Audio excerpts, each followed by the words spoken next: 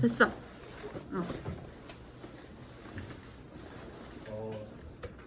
존댓말.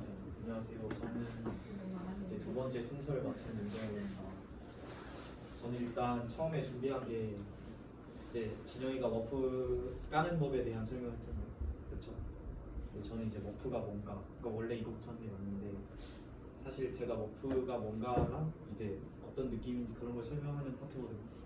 이게 좀 여러분들한테 가장 좀 집중해서 들으셔야 될 약간 핵심 부분이라고 저는 생각하거든요. 어쩌다 보니까 제가 맡았는데 여기 그래서 일단 그 전에 그러니까 저는 처음에 랩실에 들어왔을 때 다짜고짜 머프를 깔고 매뉴얼을 만들어라 이래가지고 진짜 아무것도 모르는 상태로 깔았었는데 그때 당시 제가 많이 힘들었던 게 뭐냐면 그러니까 애초에 처음이 이제 모델이 뭔가 난 모델이 뭔지도 모르는 상태였는데 모델을 깔고 매뉴얼 만들어야겠다.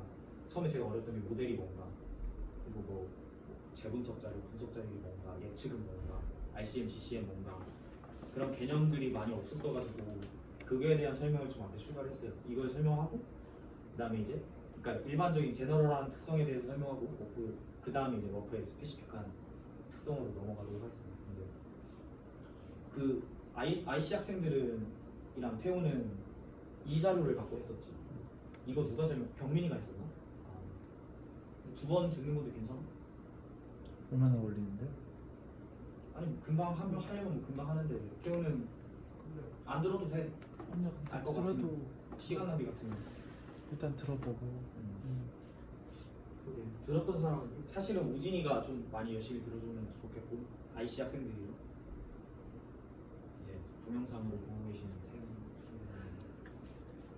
그래서 이제 워프 모델이란 무엇인가 하면 이제 지형 자료랑 기상 자료를 합쳐서 어떤 계산기에 넣어서 그거를 상세하는 과정이에요. 그러니까 좀 더 일단 이 밑에 설명하기 전에 모델이 뭔지에 대해서 설명을 하면은 이제 IC 학생들한테는 저번에 잠깐 설명을 했었는데 우리가 실험을 할 때 예를 들어서 화학 실험이다 이러면은 뭐 용액 두 개를 섞으면 어떻게 될까 직접 실험을 해볼 수가 있잖아요.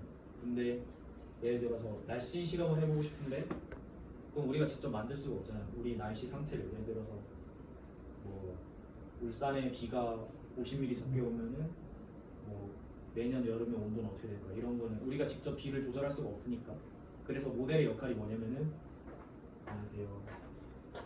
내용밖에 안 하는 거야? 네. 모델의 역할이 뭐냐면은 그 가상의 대기 상태를 컴퓨터에다가 만들어줍니다. 그래서 우리가 그거를 이제 입맛대로 바꿔주면서 실험을 할 수 있게 만들어주는 일종의 가상 대기라고 생각을 하면 돼요. 근데 왜 제가 계산기라고 표현을 했냐면은 그 안이 다 식으로 이루어져 있기 때문에 계산기에다가 우리가 뭐 더하기 뭐는 뭐다 넣으면은 답을 알려주잖아요. 모델이 약간 그런 겁니다. 그래서 모델이라는 게 하여튼 그런 거고. 야, 나 동욱이 얼굴이 무섭다 보니까. 아니 원래 이렇게 하고 있었어. 열심히 하세요. 네. 그래서 근데 이제 크게 모델의 역할을 크게 두 가지라고 말할 수가 있어요. 모델으로 날씨를 예측하는 거 그리고 모델으로 날씨를 상세화하는 거 이렇게 두 개에 크게 나눌 수 있는데 그러니까 가장 중요한 개념이 GCM과 RCM이 있습니다.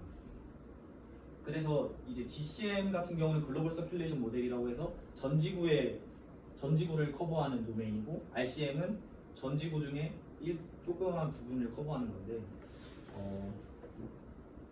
이제 이 그림은 일단 나중에 설명을 하고 GCM 같은 경우에는 초기 조건만을 가지고 앞으로의 날씨 상황을 예측을 합니다. 그러니까 GCM 모델이 있으면은 초기 조건이라는 게 뭐냐면은 지금의 상태, 그러니까 18시간 이후의 상태를 알려면은 모델 계산을 어떻게 하냐면은 처음의 상태를 넣어주고 그 다음에 변화율을 넣어줘요. 변화율, 어드렉션이라고 하는데 그거를 계산을 해서 그러니까 예를 들면 시간과 속도를 알면 거리를 얼마나 많이 가는지를 알 수 있잖아요. 속도가 여기서 변화율이 되겠고 이제 시간이 뭐 초기 조건이 되는데 하여튼 초기 조건 어떤 상태를 넣어주면은 여기다가 이제 변화율이랑 시간을 곱해져가지고 18시간 뒤의 상태를 만들어주는 그런 개념이라고 생각을 하면 되는데 모델에 이제 그런 편미분 방정식 식들이 들어있고 그래서 GCM 같은 경우는 이제 초기 조건만을 가지고 18시간 뒤에 예측 결과를 만드는데 전 지구적으로 근데 RCM은 일반적으로 GCM에서 계산된 저해상도의 인자들을 바운더리 컨디션, 경계 조건으로 받아서 결과를 산출합니다. 이 그림을 보시면 일단 GCM과 RCM 모두 이니셜 컨디션이 있어요. 근데 RCM 같은 경우는 특이하게 이 GCM과는 다르게 6시간마다 GCM으로부터 바운더리 컨디션을 받아서 계산을 합니다. 이거를 그림으로 좀 더 표현해 볼게요. 그러니까 이렇게 지구가 있으면은 이게 GCM이 커버하는 영역이고 RCM은 이만큼을 이제 RCM이 커버하는 영역이에요. 그러면은 예를 들어서 00시부터 18시까지 예측을 한다고 하면은 GCM은 그냥 여기서 계속 계산을 하는데 RCM 같은 경우는 6시간마다 이 GCM에서 계산된 자료를 이렇게 받아와요. 그래서 계산을 하는데 설명을 안 한 게 있는데 GCM이 RCM보다 해상도가 일반적으로 안 좋습니다. 그러니까 저해상도, 화질이 안 좋은 거라고 생각하면 되고 RCM은 GCM보다 화질이 좋다고 생각하면 돼요. 그러니까 경계 조건으로 화질이 안 좋은 자료를 받아서 RCM에서 그걸 화질을 좋게 만들어주는 거예요. 이게 이제 내가 말했던 상세화하는 개념이라고 생각을 하면 되겠고 RCM은 독자적으로 날씨를 예측하는 것이 아니라 GCM의 예측 결과를 상세하는 거다 라고 볼 수가 있겠습니다. 왜냐하면 RCM의 상도가 GCM에 비해서 좋은 거예요. 그러니까 저희 랩실에서 하는 게 상세화하는 거라고 생각하면 돼요. 그러니까 지금 예를 들어서 기상청에서 날씨 예측을 하잖아요. 내일의 날씨는 몇 도다 몇 도다. 이런 사실 엄밀하게 말하면 이런 예측 자료는 다 GCM으로부터 나온 거예요. 근데 그거를 기상청에서 예보할 때는 RCM으로 상세화를 해서 더 정확한 자료를 알려주는 거예요. 이해가 되시나요?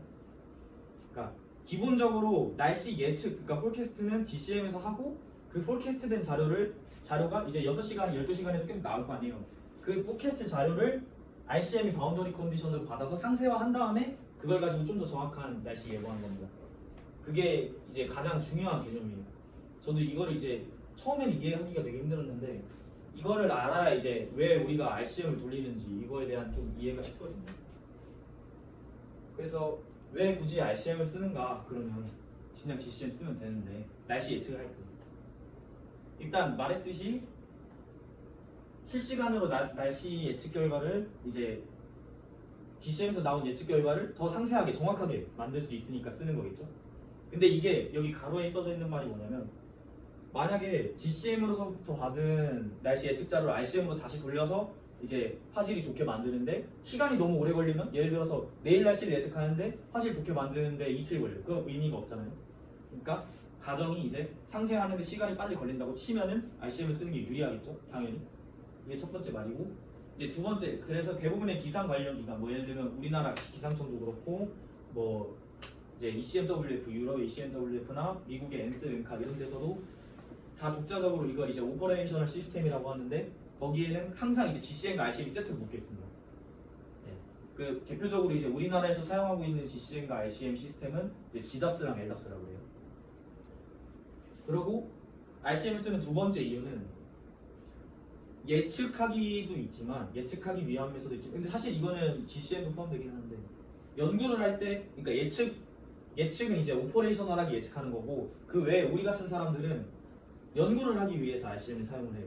왜냐면은 물론 전에 그림을 보면은 이것들이 이제 미래에 일어날 일일 수도 있지만 이게 과거 그러니까 2015년 1월 1일 00시 2015년 1월 1일 06시가 될 수도 있잖아요. 과거에서 일어날 일일 수도 있는 거잖아.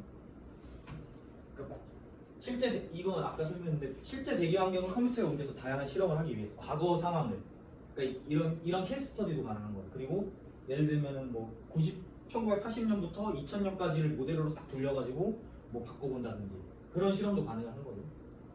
이건 GCM도 이 말은 사실 GCM도 가능하고 RCM도 가능해요. 둘 다 가능한데 이제 실험할 때도 이 날씨 예측과 마찬가지로 해상도가 더 높고 직접 사용하기 용이한 이제 워프 같은 RCM을 사용하는 겁니다. 그래서 이제 RCM도 종류가 굉장히 여러 가지가 있어. 워프뿐만이 아니라 뭐 렉시엠, 뭐 MM5 뭐 되게 많은데 이제 워프가 굉장히 유저 프렌들리한 모델이에요. 심지어 지금 이렇게 여러분이 직접 실습을 할 수가 있다는 게 되게 정말 대단한 거거든요. 모델은 다루기가 엄청 힘든 건데, 근데 워프 같은 경우가 그런 거에 되게 편리하기 때문에 사용하는 거. 어쨌든 이제 이런 기상 관련 연구를 할 때도 RCM을 한다. 그래서 여기까지가 이제 RCM과 GCM에 대한 설명이고, 그러면 아까 말했던 이니셜 컨디션에 대한 좀 설명을 해볼게요. 다들 중간에 이해가 안 되면 바로바로 손들고 질문을 해도 됩니다. 말을 끊어도 돼요. 이거는 조금 어려운 얘기인데, 그러면은 이니셜 컨디션은 어디서 오는가? 그러니까 제가 아까 이니셜 컨디션이 뭐라고 했지? 초기 처음 상태라고 했잖아요. 초기 처음 상태는 그럼 어떻게 만드는 건가? 우리가 직접 다 입력을 하는 건가? 그게 아니고 이제 사실은 이게 GCM이 오늘 영영실 이니셜 컨디션을 사용하는데, 사실은 이게 어제의 플러스 24시간 예측 자료라고 말할 수도 있겠죠? 이해되나요? 그러니까 어제 플러스 24시간 예측한 게 오늘의 영영시잖아요. 그거를 이니셜 컨디션으로 사용합니다. GCM은. 그래서 뭐 시스템마다 조금 차이가 있지만은 여기 뭐 마이너스 6시간 전에 예측한 6시간 예측 자료, 그건 이제 현재 영영시겠죠. 그걸 이니셜 컨디션으로 사용을 하는데, 이런 모든 GCM에서 이거는 포캐스트 필드라고 부릅니다. 그러니까 이거는 조금 다음 장에서 또 설명할게요. 이제 재분석 자료와 예측 장에 대한 설명을 할 거예요. 재분석 자료라는 말, 예측 자료라는 말은 앞으로 이제 연구를 하면서 굉장히 많이 듣게 될 겁니다. 그 두 개의 차이점에 대해서 설명할게요. GCM은 날씨를 예측할 때 이니셜 컨디션을 뭘로 사용한다고 했죠? 전 타임 스텝의 폴캐스트. 근데 여러분들 다 아시다시피 폴캐스트 필드는 정확성이 좋아요, 안 좋아요? 그냥 실제 대기와 비교했을 때 실제 대기에 비해서 정확하지 않겠죠? 예측 자료는. 그거를 이니셜 컨디션으로 써서 또 미래를 예측한다고 하면은 당연히 예측 결과가 더 안 좋아지겠죠? 그러니까 우리의 목적은 뭐냐? 예측을 좀 더 잘하려면은 좋은 이니셜 컨디션을 사용할 필요가 있어요. 갈비지 인, 갈비지 아웃.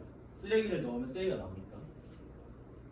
또 그거를 거기서 예측한 GCM 예측장들을 RCM에서 바운더리 컨디션을 사용해서 상생화를 하면, 그러니까 화질을 좋게 만들면 RCM도 안 좋아지겠죠. RCM 결과로. 그래서 자료동화 시스템이라는 거고, 자료동화라는 여기서 기법을 사용을 합니다.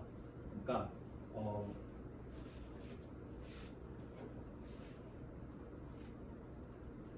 여기가 마이너스 6시간이고 여기가 0시, 여기가 6시간. 그럼 여기서 이제 예측한 폴캐스트 필드를 이거를 사용해서 이제 6시간 후를 예측하는 건데, 그림을 그리면 대충 이래요. 근데 자료동화라는 게 뭐냐면 이 친구 있잖아요. 얘를 좀 더 좋게 만들어주는 겁니다. 좀 더 좋게라는 건 뭐냐? 좀 더 현실의 대기 상태와 가깝게. 그럼 현실의 대기 상태랑 가깝게 만들어주려면은 이 저 빨간 동그라미 친 00식 폴캐스트를 어떻게 해야 될까요?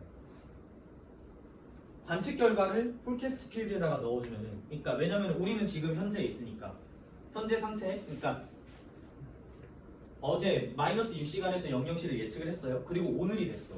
그럼 오늘은 이제 오늘 관측이 뜰 거 아니야. 막 오늘 관측이랑 어제 예측한 오늘의 예측장이랑 비교를 할 수가 있잖아요. 오늘 관측이랑. 오늘 관측은 진짜 실제고 어제 예측은 좀 실제랑 다르겠죠. 그럼 얘를 이제 섞어주는 거야. 둘이 합쳐. 그러면은 조금 더 좋은 그게 나오겠죠. 그거를 가지고 플러스 이제 내일을 예측하는 거예요. 뭔 말인지 알겠죠? 이게 자료동화거든요. 자료를 동화한다. 동화한다는 게 이제 섞는다는 의미인데, 영어로는 어시밀레이션이라고 하는데, 그래서 여기 써있듯이 이제 관측 결과, 그래서 뭘 많이 사용하냐면 이제 위성 자료나 레이더 자료 같은 걸 사용해가지고 실제 대기 상황과 유사하게 만들어서 좀 더 질 좋은 관측 자료, 예측 자료를 만드는 걸 합니다. 실제로 다 이렇게 하고 있고, 그래서 이렇게 만들어진 조금 더 정확한 폴캐스트 필드를 애널리시스 필드, 분석장이라고 합니다. 이거는 분석이 들어간 거니까 우리의, 그래서 분석장이라고 하는데, 그럼 상식적으로 생각해서 00시의 폴캐스트 필드가 나오고 나서 자료동화를 한 다음에 나오는 게 분석장이잖아요. 맞죠? 제대로 이해하고 있죠? 그러면 당연히 타임 딜레이가 발생을 하겠죠. 분석장을 만드는데. 그러니까 이거를 줄여야 돼. 왜 줄여야 되냐면 이 애널리시스 필드를 가지고 예측을 해야 되니까 좀 더 좋은 애널리시스 필드 가지고 폴캐스트를 해야 더 좋은 폴캐스트가 나오니까 이 자료동화하는 시간을 줄여야 되거든요. 근데 줄이고 줄여도 안 되고, 그리고 이거를 예측에 안 사용하고 그냥 좀 더 그러니까 시간보다는 정확하게 투자를 한다. 예를 들어서 그러니까 시간에다가 투자하면은 이제 애널리시스 필드가 되고, 왜냐면 시간에 투자해 빨리 예측을 할 수가 있으니까. 근데 난 예측을 안 하겠어. 이 애널리시스 필드를 좀 더 관측 자료를 시간을 나한테 많이 줘. 내가 더 이 관측 자료를 많이 섞어서 좀 더 정확하게 만들게 라고 한 게 리어널리시스 필드예요. 이거는 이제 에너지 필드보다 더 정확하고, 대신에 이거를 예측에는 사용을 못해요. 이거는 이제 뭐 만드는데 막 이틀 3일 걸리니까. 예를 들면 내가 며칠 걸리는지는 정확히 모르겠고, 이걸 이제 재무석장이라고 하는데, 그래서 여기 써있듯이 훨씬 더 개선된 기상상을 표현해요. 애초에 있었던 폴키스 필드보다. 근데 처리 시간이 오래 걸려서 GCM의 이니셜 컨디션으로 사용할 수는 없어요. 근데 그럼 어디다 쓰냐? 재무석장을 쓸 수가 있죠. 아까 RCM을 쓰는 이유 중에 두 번째, 기상 관련 연구. 그러니까 과거 케이스의 모델의 이니셜 자료로는 넣을 수 있죠. 예를 들면은 내가 2015년 연구를 하려고 해. 근데 지금 2019년이잖아. 근데 2015년에 재무석장은 나와 있을 거 아니야. 재무석장 만드는데 4년 걸리진 않을 거 아니야. 그건 나와 있을 거 아니야. 그때 이제 이니셜 자료로 리어널리시스 자료를 사용하는 거예요. 정확한 인풋 자료로 들어갈 수 있으니까. 그래서 이제 리어널리시스 자료가 그런 의미가 있고,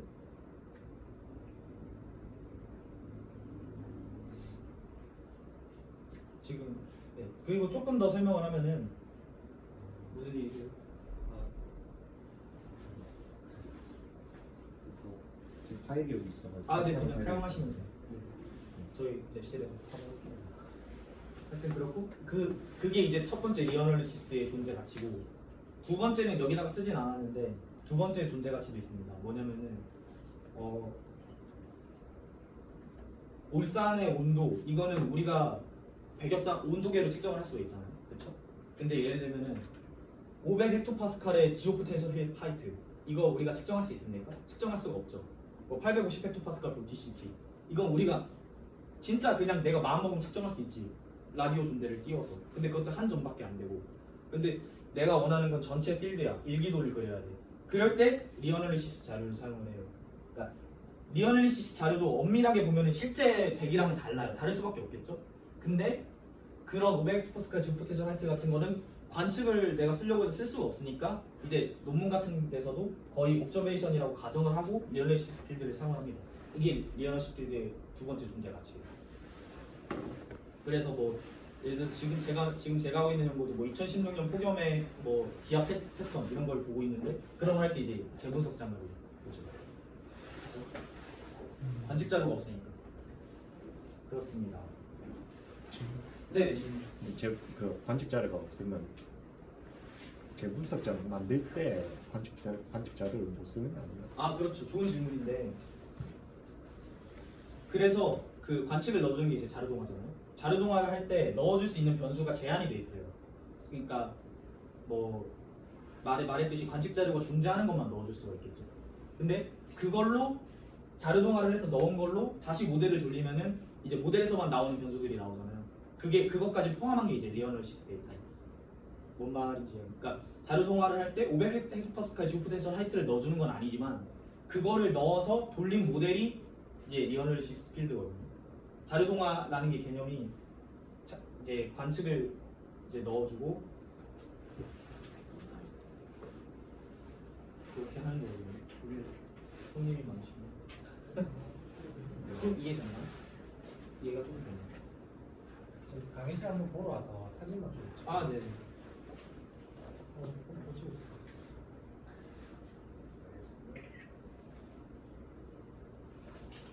그러니까 자료동화를 할 때 예를 들면 넣어주는 변수가 지표면의 온도, 뭐 지표면의 습도 이런 거라고 칩시다. 근데 그것만 넣어주면은 사실 500헥토파스칼 지오 포텐셜 하이트는 나아지는 게 없잖아요. 똑같잖아요. 그냥 폴키스 필드랑. 그러니까 그걸 넣어준 상태로 모델을 돌려서 00시 자료를 만들면 그게 리어널리시스 자료거든요. 그런 개선이 되니까. 오케이? 여기까지가 이제 좀 백그라운드. 이거는 사실 워프랑은 상관없는 건데 제가 이제 들어온 사람들한테 꼭 알려주고 싶어서 이런 것들을 알아야 되거든요. 자, 이제 워프에 대해서 들어갑시다. 워프는 크게 두 가지로 나눌 수 있어요. 워프 프리 프로세싱 시스템 WPS 그리고 워프 본체 이게 있는데 사실 프리 프로세싱 시스템 이거는 모델이라고 하기는 모델은 사실 엄밀하게 말하면 아니에요. 모델은 이제 진짜 워프 본체는 이 부분이고 근데 그 전에 프리 프로세싱이 필요하기 때문에 이거를 설명하는 건데 그래서 워프 프리 WPS는 또 크게 세 가지로 나뉩니다.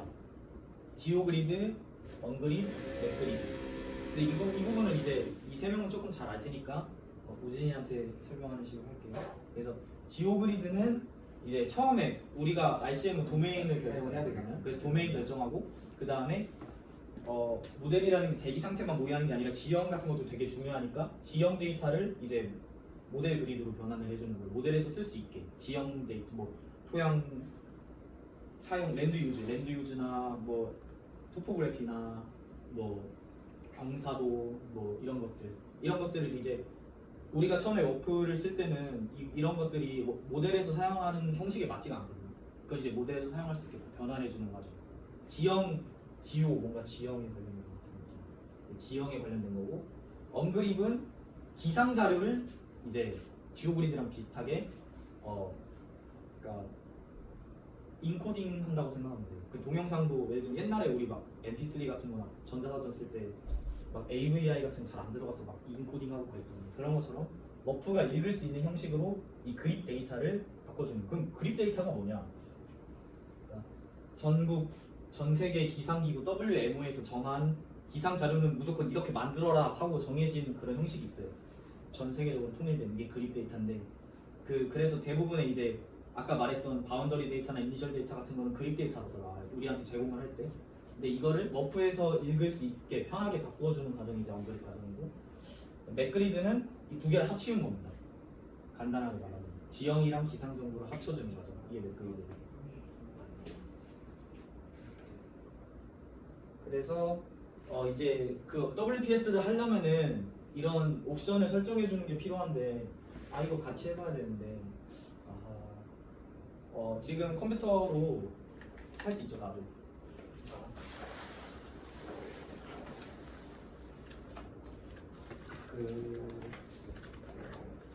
여기 있나? 있을걸? 커뮤니티 있나? 이건 있는데. 있다.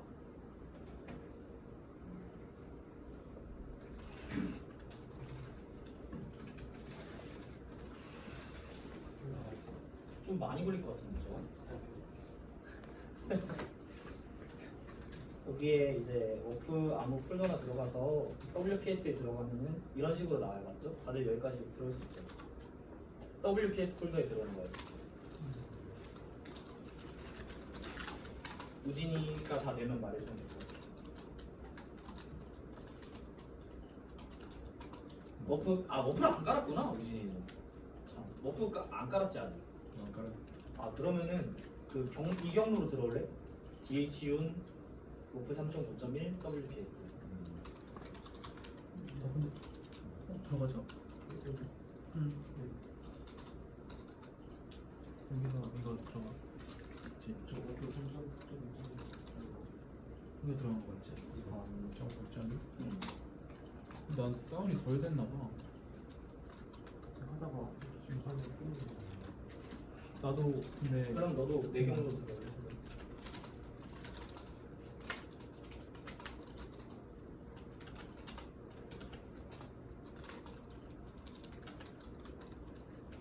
난 들어왔어.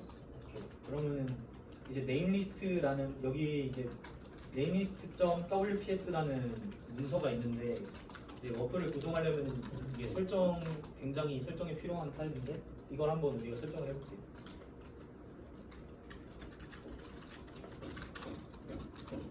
네임리스트 뭐야? namelist.wps 네임리스트까지 치고 탭 누르면 자동 완성돼요. 하고 엔터 딱 치면 이제 이게 네임리스트 파일인데 이제 여러분들은 그 화면 보면서 봐요. 다들 띄었나요? 중요한 지금 시간이 많이 없을 것 같아서 중요한 것만 이제 설명을 할게요. 네, 뒤에다가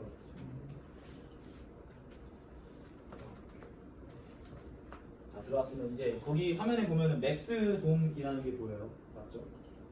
그게 지금 뭘로 돼 있나요? 2, 3, 3으로 돼 있고 그럼 뭐 돌려본 사람은 달리는데 이게 뭐냐면은 도메인의 개수를 정할 수가 있습니다. 그럼 도메인이 뭐냐? 그러니까 이제 좀 이따가 제가 설명을 할 건데 아까 그 GCM 안에 이제 RCM은 한정된 리미티드 에어리어를 설정할 수가 있다고 했잖아요. 근데 이거를 이 안에 또 만들 수가 있어요. RCM은 또 만들 수 있고 아니면은 뭐 이렇게 크게 하나 있고 안에 2개 뭐 이런 식으로 그거를 이제 개수를 설정해 주는 그 투면은 도메인이 큰 게 하나 있고 안에 또 하나 있고 이런 거라고 생각을 하시면 되고 아니 이거 하나하나 다 설명을 안 해야겠다. 그러니까 이거는 나중에 이제 여러분들이 워프를 돌리실 때 이거를 아예 보고 참고를 하면 돼서 그러니까 아주 구체적으로 설명을 안 할게요. 그리고 이 스타트 데이트랑 엔드 데이트는 이거 괜히 티라고 그랬네. 이거 보고 하면 되는데 그 모의할 시간, 시작 시간이랑 끝날 시간이고 이 인터벌 세컨드는 아까 바운더리 데이터가 제가 설명할 때 6시간마다 들어올 수 있다 했잖아요. GCM의 바운더리 데이터를 그 간격이 몇이냐 이거를 지정해 주는 건데 초단이라서 지금 21,600으로 되는 거죠. 그게 6시간이고 3,600의 6부터는 21,600이고 그러고 중요한 게 뭐냐면은 여기서 이제 여러분들이 많이 수정을 하셔야 될 부분이 이 네 줄입니다. 이 namelist.wps 보면은 여러분 파일에서도 보시면은 열이 이렇게 3개나 2개 이렇게 돼 있을 거예요. 그러면 이제 첫 번째 열은 도메인 1에 대한 옵션을 수정하는 거고 두 번째 열은 이제 도메인 2에 대한 옵션을 설정하는 거라고 생각하시면 되는데 이 4개가 의미하는 게 뭐냐면은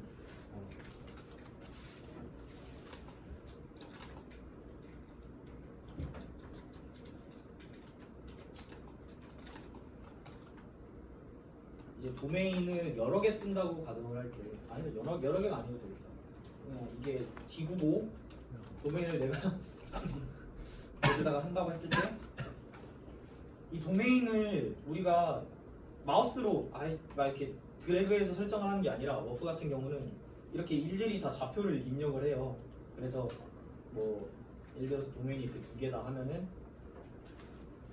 이 부분이 의미하는 게 뭐냐면은 여기에 좌표 그리드 좌표 이게 이제 104,88이다 뭐 이런 느낌이고 이제 1,1은 이제 이게 시작하는 이 부분 여기가 이제 1,1이 되겠죠. 여기가 1,1이라고 가정을 할 때 여기는 이제 104,88이다.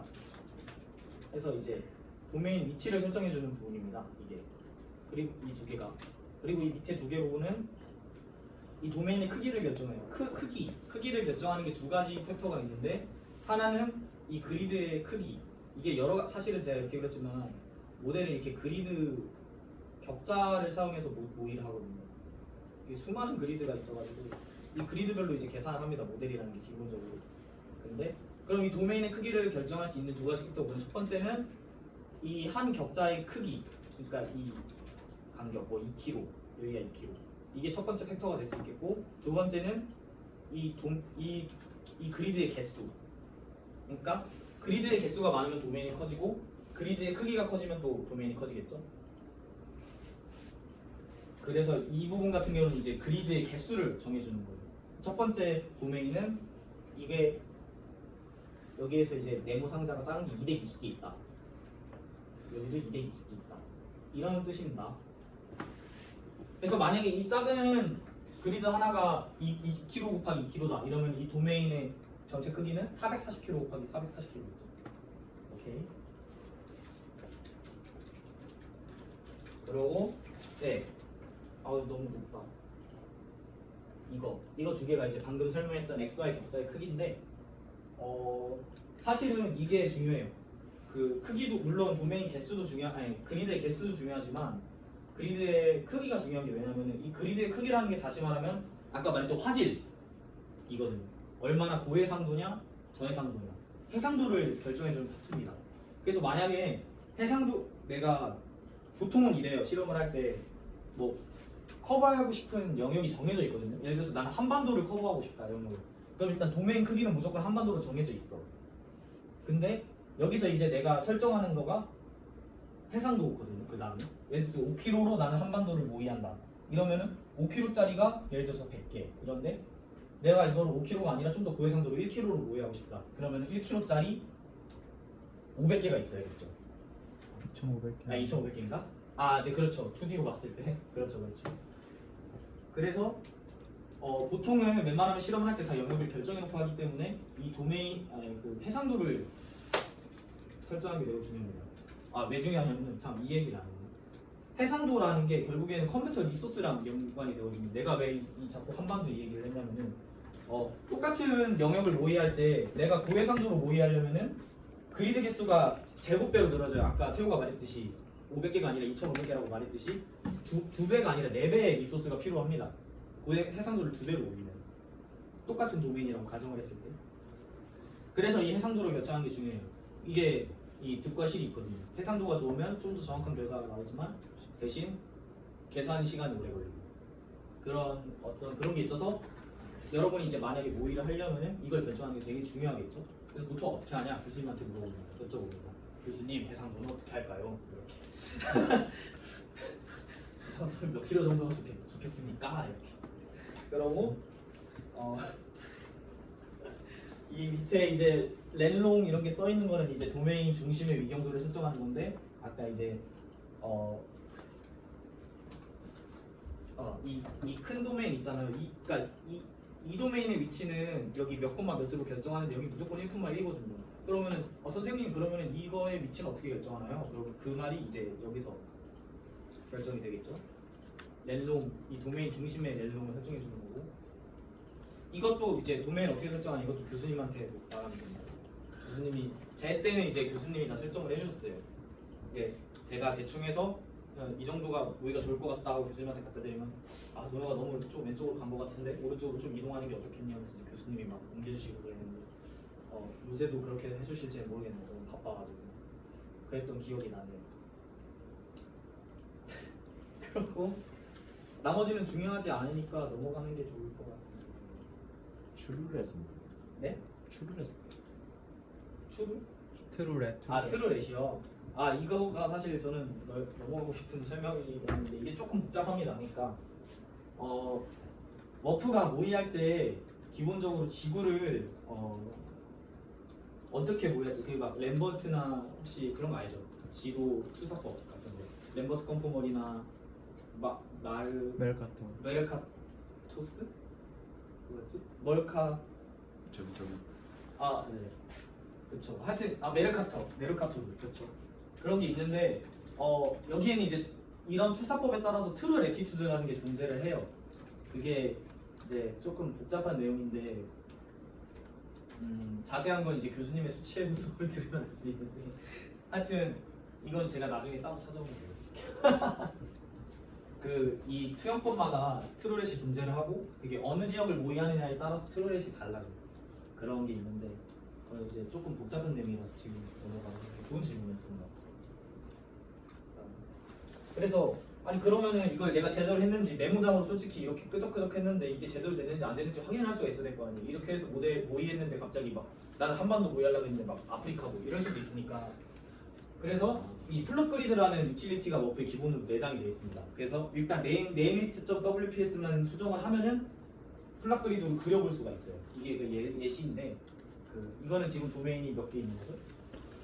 2개 있죠. 네, 2개를 한 거고 이제 도메인 1은 한반도고 도메인 2는 울산을 잡은 건데 뭐 이렇게 하면 되는데 이거는 이제 여러분이 실습할 때 이거 그냥 그대로 읽고 하면 되니까요. 네. 그래서 이것까지 다 해서 내가 교수님한테 검사도 맡았다. 이건 제대로 설정이 다 됐다. 이러면 이제 지오그리드.exe 하고 딱 엔터를 친다. 이러면은 지오그리드가 아까 무슨 역할이라고 했죠? 지형 자료를 만드는 거라고 했죠? 이 도메인 그대로 지형 자료가 쭉 만들어집니다. 자, 보여드릴게요.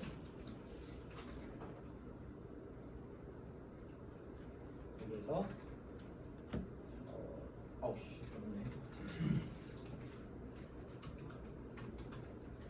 지오그리드에서 나온 거를 보여드릴게요. 어떻게 되는지.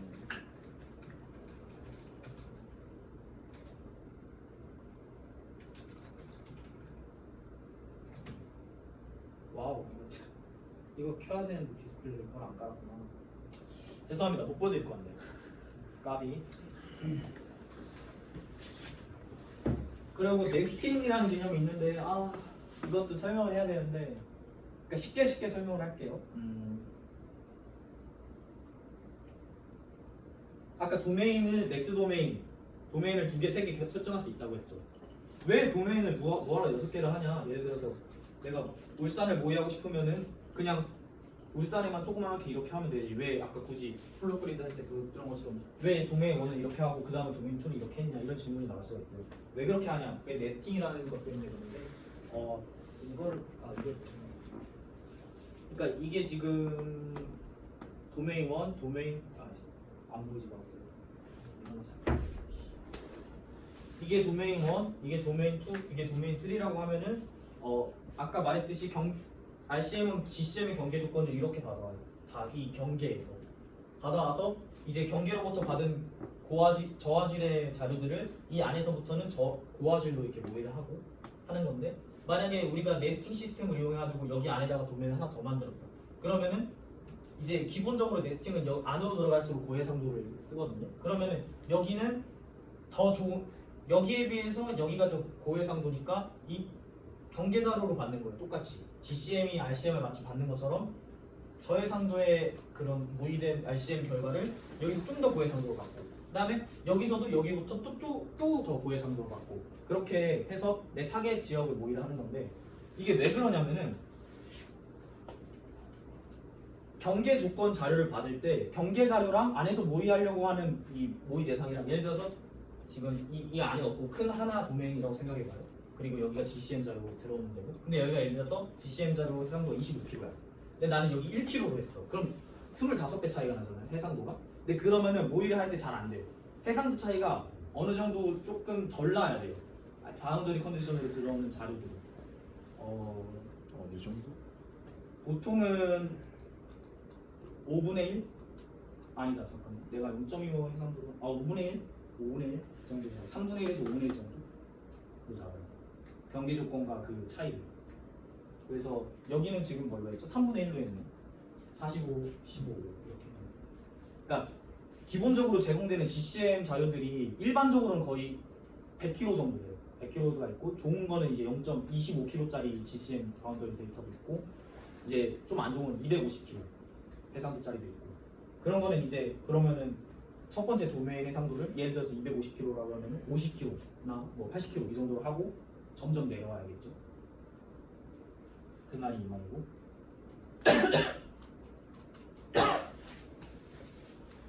네, 그리고 2웨이, 이게 이제 지금 내가 설명한 게 1웨이 네스팅 방식인데 2웨이 네스팅이라는 게 있어요. 이건 뭐냐면은 여기서 받기만 하는 게 아니라 여기서 계산한 거를 여기에도 다시 주는 거예요. 그게 2웨이 네스팅인데, 이러면은 이제 좀 더 모의가 잘 되는데, 저도 이거에 대한 정확한 설명은 못 드리겠네요. 제가 지식이 없어가지고. 하여튼 서로 이제 교환한다고 생각하면 돼요. 그럼 더 좋대요.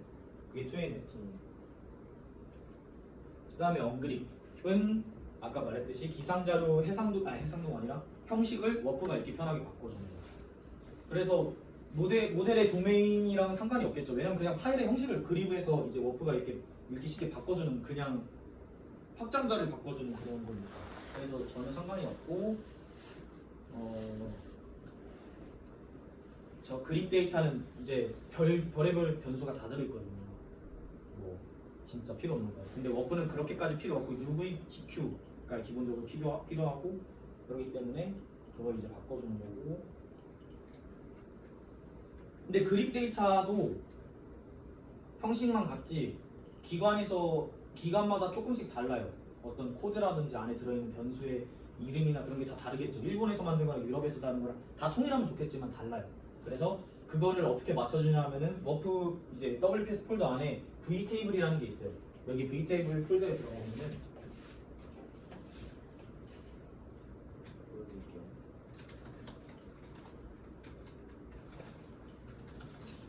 이제 이렇게 V테이블이 뭐 예를 들면은 NSTEP2 이건 이제 NSTEP 리어널리시스 데이터를 위한 V테이블이고, 뭐 NSTEP GFS 이건 GFS, 뭐 LI인터링 뭐 이런 식으로 내가 모의할 때 무슨 자료를 이니셜 바운더리 데이터로 쓸지에 따라서 이 V테이블을 여러분이 선택을 해주셔야 돼요. 이해하셨죠? 이해하셨죠? 다음. 그래서 이 V테이블을 맞춰주고, 이게 그 얘기고요. 지금 다 같이 하는 뭔가 해서 원래 이게 제가 만들 때 이걸 보면서 다 같이 따라오는 그런 느낌이었는데 지금 그렇게는 안 하고 있으니까 뭐 이런 어떻게 링크하는지 이런 거는 좀 생략을 할게요. 그냥 개념 위주로만 설명하겠습니다. 그래서 뭐 예를 들어서 nset gfs를 경계자로 사용할 때는 vtable.gfs 이걸 링크해가지고 그 다음에 그립 데이터를 갖고 와서 언그립을 시키면 됩니다. 그러면은 이제 이런 그립 파일들 이건 링크된 모습이고 이제 이런 그립 파일들이 언그립을 하게 되면은 좀 바뀌어요. 파일 이름이 바뀌어요. 이런 식으로 file.yyymtdh 파일이 생성이 됩니다. 이게 언그립이고요.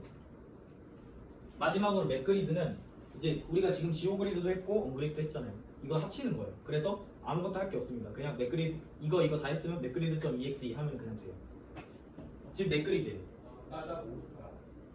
형 후철이잖아. 후철. 리얼부터인가?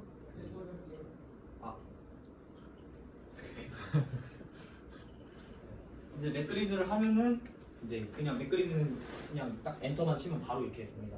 이게 이제 프리 프로세싱이 이제 끝난 거예요. 아직 모델을 돌린 것도 아니에요. 이제 모델을 돌릴 준비가 완료가 됐습니다. 이거를 모델에 넣어주는 거예요. 그러니까 이게 이제 6시간 경북으로 되어 있잖아요. 이게 아까 말했던 그런 경계자예요.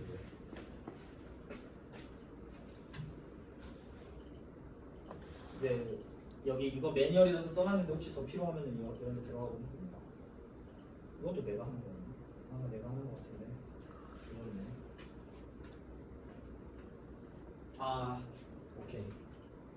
그래서 이제 워프 모델은 아까 WPS는 지오그리드, 언그립, 맥그리드가 있었잖아요. 워프는 2개가 있어요. 리얼, 워프 이렇게 2개가 있는데 사실상 진짜 모델은 여기서도 워프.exe고 이 리얼도 사실은 프리프로세싱이라고 생각하시면 돼요.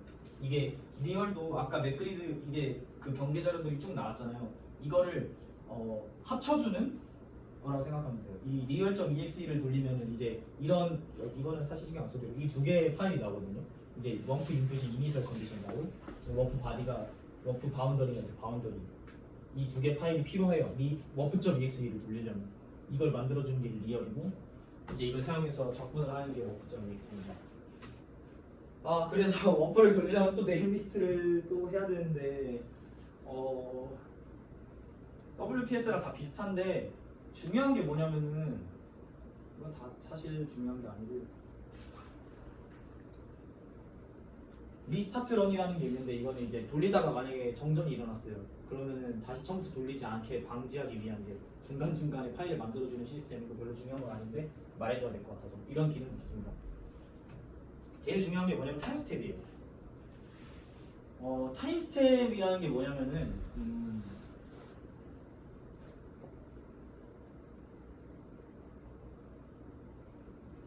이거는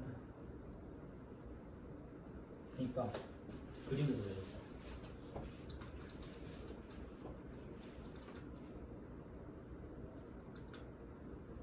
우리가 여기에 지금 진짜 쉽게 설명을 하면은 여기 있고 얘가 이게 지금 뭐 공인데 이게 공이에요. 공인데 얘가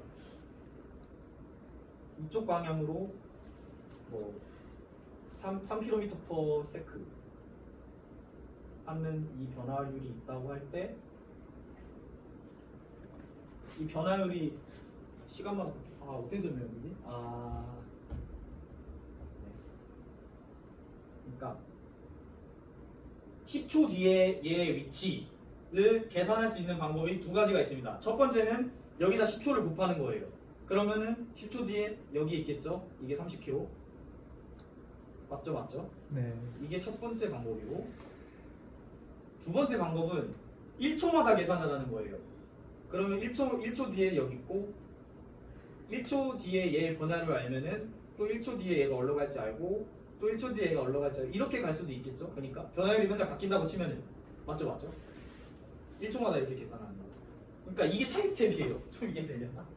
계산을 할 때 몇 번 얼마만큼의 시간 간격을 가지고 계산을 하는가 이게 타임스텝입니다. 그래서 타임스텝이 짧으면 짧을수록 정확해요. 일반적으로. 그러면 선생님 그럼 타임스텝을 0.5초로 하죠? 근데 그게 안 돼요. 왜냐면은 모델이 터져요. 이거 나중에 이제 수업에 배우는데 날씨 분석 때 조금 배우지 나중에 타임스텝. 아니요. CFL 컨디션 안 배우나? 네. 안 배우냐? 네. 이거보다 1보다 작은 네? 무슨 방 우진이 뭐라 했나? CFL 건. 아 그럼 배웠나 우진이? 아 그게 미분 방정식 같은 거 풀을 때 보면은 이게 우리가 계산을 할 때 어떻게 쉽게 설명할 수 있을까? 너무 계산을 많이 하게 되잖아요. 타임 스텝이 짧으면은. 그래서 얘가 이상해져요. 오버플로우 같은 느낌으로 약간 이상해지는데 나중 이제 이론적으로 설명하는 건 조금 복잡해서 그냥 이렇게만 알아두시면 좋을 것 같습니다. 타임 스텝이 짧으면 짧을수록 좋은데 이게 우리 꼴이기도 하고 모델러들의 타임 스텝을 줄이는 게 타임 스텝을 아무리 줄여도 터지지 않는 모델을 개발하는 것도 하나의 연구가 될 수 있어. 근데 지금 모델이 터져요. 타임 스텝이. 그게 이론적으로 정해진 그 타임 스텝의 범위가 있어요. 그게 이제 CFL 컨디션인데 그게 뭐랑 연관이 있냐? 그러면은 이 타임 스텝을 내가 정해진 리미트가 있다 그랬잖아요. 그게 뭐랑 연관이 되어 있냐면은 그리드의 크기랑 연관이 있어요. 되게 신기하죠? 예를 들어서 그리드 크기가 3km다. 이러면은 타임 스텝은 뭐 90초 이내가 돼야 되고 이런 룰이 있어요. 예를 들어서 이게 15km다. 이러면은 타임 스텝은 몇 초 이내가 돼야 되고. 이내 이상이야죠. 아 이상. 그렇죠. 이상이죠. 아 네. 그래. 여기 써있네. 5 곱하기 dx 정도가 적당한데 이것도 5 곱하기 dx도 사실 그 어떤 얘가 계산 알고리즘을 갖고 있느냐에 따라서 바뀌어요. 뭐 좋은 거는 3 곱하기 dx인 경우도 있고 어떤 거는 뭐 7 dx인 경우도 있고 이건 다른데 워프 같은 경우에는 일반적으로 3에서 5를 곱해요. 프라임 이제 수평의 3도에다가 이제 180이니까 5 뭐라 치면은 36kg 좀 36kg 맞나? 그러겠죠? 도메인 1의 크기가 36kg였나 보네요. 그럼 36 바이 36인 거예요. 뭐가요? 도메인 크기가. 아니 그리드의 크기가 한 그리드의 크기가 그렇죠. 가로 36. 네네. 그러니까 일반적으로 그 그리드는 정사각형이라고 생각합니다. 그런 거예요. 이 타임 스텝을 그래서 여러분들이 만약 모델을 돌릴 때 가장 많이 이제 수정하는 게 아까 그 도메인이랑 이건데 모델이 터졌다 하면 일단 첫 번째로 이거를 먼저 늘려 보시는 게 그러면 돌아가요. 이것 때문에 문제가 많이 생기고 그럽니다. 터지면 어떻게 나? 터지면 다시 돌려야 돼요. 타임 스텝을 늘려야 안정적이어지고. 터진다는 게 런하다가 에러가 뜬다는 거. 그렇죠. 모델이 런하다가 갑자기 예를 들면 내가 한 달치 런을 하는데 3분 만에 끊겨 막 이래. 그러면은 로그가 다 뜨거든요. 워프가. 그럼 보면은 이제 뭐 CFL 에러라든지 아니면 아예 그런 로그도 안 뜨기도 하는데 그러면 이제 일반적으로 타임 스텝을 좀 늘려. 그때 돌아가는 경우가 되게 많아요. 내가 뭐 오타가 있거나 그런 경우가 아닐 때, 오리무중일 때 그러더라고요. 타임 스텝이 되게 중요한 거고 이거에 대한 이론적인 개념은 마찬가지로 교수님이 수치회부 수업을 들으면 알 수 있습니다. 날씨 분석 때도 배우는데 이번에 진도를 거기까지 못 나가셨나요? 배우는 걸로 알고 있습니다. 뒤에 막 그 스토캐스틱, 폴캐스트 이런 거 배웠었어요. 날씨 분석도. 그 부분에 좀 나왔었던 것 같은데 시험에도 나왔는데? 아 타임 스텝은 안 나왔는데 그 센터드인 타임 그런 거 할 그거는 때 배웠는데. 아 그때 이건 안 나오나 보다. 헷갈렸다. 그럼 대학원 수업에 나옵니다 사실. 1학년 학생들. 아 맞아. 대학원 관심 있으면 대학원 수업 들으라고 하셨어. 아 진짜? 1학년 학생들은 사실 좀 웃긴데 이거 가르치고 있는 게. 오케이. 근데 뭐 약간 느낌은 오나요? 1학년 학생들? 아 들었었던 거니까 심지어. 그때 경민이가 잘 설명해 주던가요? 네. 알겠습니다. 아 그리고 두 번째 사실 중요한 개념이 하나 더 있는데 파라미터라이제이션이라는 개념이 있어요. 그러니까 한글로 하면은 뭐지? 아 모수화라는 개념이 있는데 이거는 내가 이 두 명한테는 그때 살짝 알려줬었는데 그 논문 읽으면서 스킴 기억나요? 연세대학교 얘기하면서 우리 한국 연세대학교 교수님이 발견하신 거 있다. 기억나죠?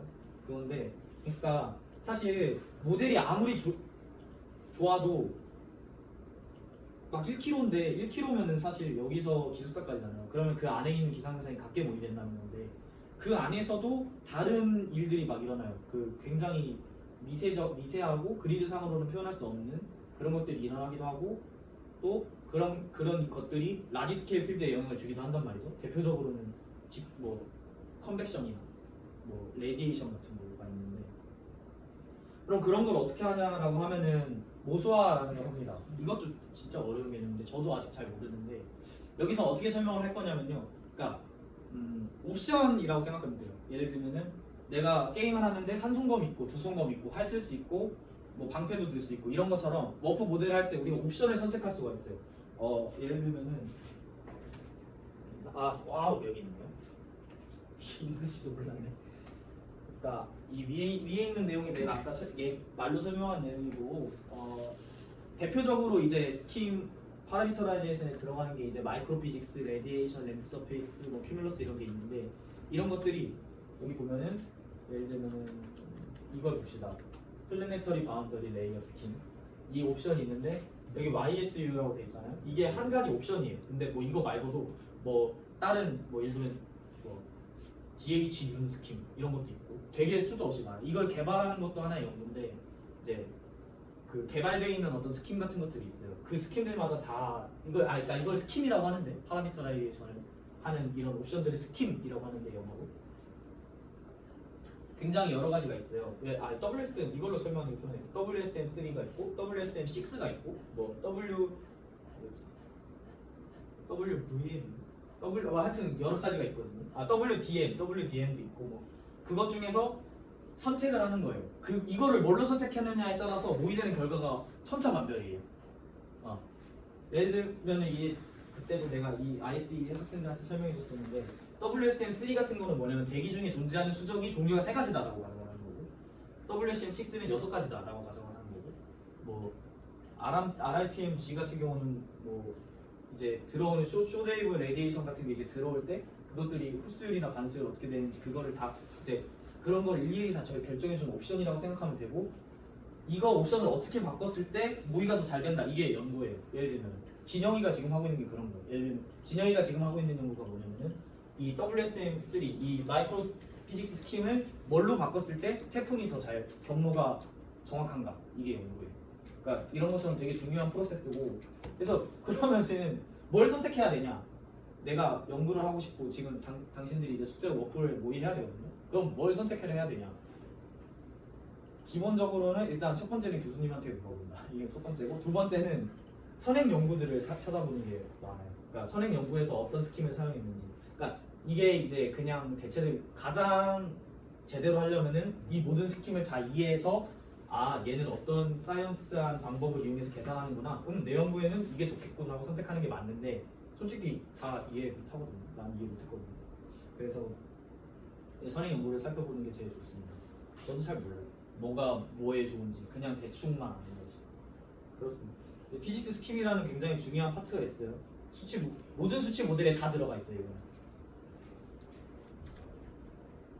그래서 이제 피직스 선택한 네임 리스트에서 다 이렇게 뭐 여기 보면은 0번, 1번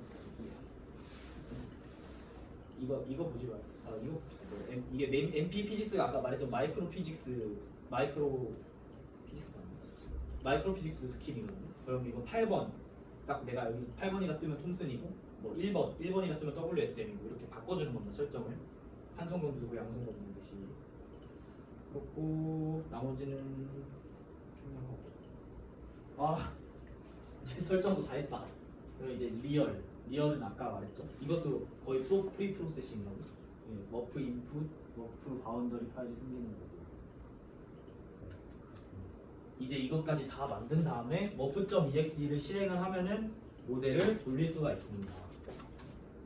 근데 이거를 그냥 터미널에다가 워프.exe하고 엔터를 치면 돌아가긴 하는데 엄청 오래 걸려요. 그래서 이거를 필수적으로 어떻게 해야 되냐면은 MPI런 그러니까 병렬 컴퓨팅을 사용해서 수행을 해야 돼요. 그러니까 쉽게 말하면 슈퍼컴퓨터를 사용을 해야 돼요. 우리 지금 타이푼 서버가 있는 이유도 그거가 큰데, 그러니까 그냥 지금 우리가 일반적으로 요새 PC방에 CPU가 쿼드인가? 요새? 막 8개도 나오고 하여튼 CPU가 한 4개 정도 있잖아요. 4개라고 치면. 근데 그 4개가 다 일을 해도 엄청 오래 걸려요. 이걸 계산하는데. 그래서 지금 타이푼의 CPU가 타이푼이 사실은 쌍둥이가 5개가 있는데 5개 타이푼이 있고 하나마다 CPU가 32개씩 있어요.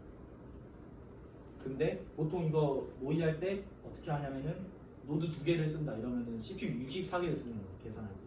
그렇게 엄청나게 오래 걸리는 작업인 거고요. 그래서 그걸 하기 위해서 이런 식으로 쉘을 짜서 그거를 이제 넣어줘야 되는데 이거는 뭐 생략하겠습니다. 나중에 물어보세요. 아 여기 있네. 이거 보면 됩니다. 아 타입은 6개 있구나. 너도 5개인 줄 알았네. 6개가 있고 32개가 있고 이건 그냥 읽어보면 됩니다. 그래서 다 해서 큐서브를 했다. 그래서 넣으면은 이제 돌아가는데 막 그걸 돌아가고 있는 거 확인하는 방법이 이제 q스텝 -a를 터미널에 입력을 하면은 이런 식으로 창이 떠요. 보면은 내가 이거 만들 당시에 왜 민규 형 이거 민규 형 부분인가? 아씨 민규 형 부분인 것 같은데? 아씨 민규 형 아이디야. 자 안돼. 아씨 그냥 할게요 그냥. 그래서 q스텝 a를 치면은 이제 지금 계산하고 있는 사람이 누가 모델을 쓰고 있는지 여기 딱 나와요. 보면은 이제 타이푼에서 노드 2개를 사용해서 진영이가 모델을 돌리고 있네요. 얼마나 돌았냐? 24시간 50분 동안 모델을 돌리고 있었네요. 이때 당시에. 그거 심심할 때 여러분도 q스텝 -a 쳐보세요. 그럼 누가 시간 보고 있는지 알 수 있습니다. 이게 우리가 말했듯이 노드가 6개가 있는데 그 중에 0번은 이제 우리가 사용하는 노드라서 쓰면 안 되고 실질적으로 쓸 수 있는 노드가 5개라고 생각하면 돼요. 근데 지금 한 번 실험할 때 보면 진영이가 2개, 2개씩 4개 쓰고 있죠. 자리가 되게 모자라요. 그래서 나중에 이제 여러분 실험할 때 누가 쓰고 있는지 자리를 잘 파악해서 해야 됩니다. 여기까지고 질문 혹시 있나요? 중간중간에 하긴 했는데 지금 q스텝 -a 쳐봤어요? 누가 돌리고 있어요? 혜린이 경민. 아 경민이는 이제 좀 많이 돌려야 되고 혜린이는 왜 돌리고 있는지 모르겠네요. 둘이 열심히 동기끼리 일 열심히 하고 있네요. 질문 있나요? 아 너무 오래 했다. 질문 없으면 여기까지 하고 민경을 봅시다. 별거 할것 같아. 어? 별거 할것 같아.